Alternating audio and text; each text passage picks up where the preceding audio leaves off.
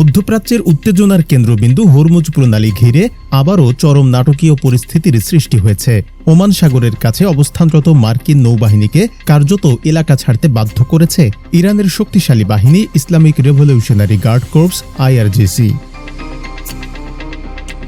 ইরানি গণমাধ্যমের বরাতে জানা যায়, ঘটনাটির সূচনা হয় যখন মার্কিন বাহিনী তৌজকা নামের একটি ইরানি পতাকাবাহী জাহাজ আটকের চেষ্টা করে। অভিযোগ ছিল জাহাজটি মার্কিন আরোপিত নৌ অবরোধ অমান্য করে হরমুজ প্রণালী অতিক্রম করতে চাইছিল। সে সময় পরিস্থিতি দ্রুত উত্তপ্ত হয়ে ওঠে, এমনকি জাহাজটিতে হামলার ঘটনাও বলে দাবি করা হয়েছে।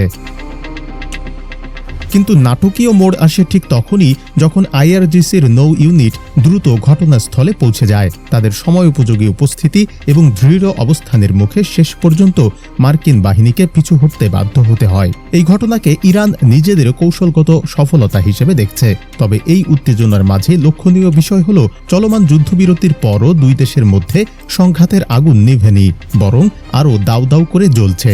এখনও এ বিষয়ে যুক্তরাষ্ট্র কোনো আনুষ্ঠানিক প্রতিক্রিয়া জানায়নি, যা পরিস্থিতিকে আরও রহস্যময় করে তুলেছে।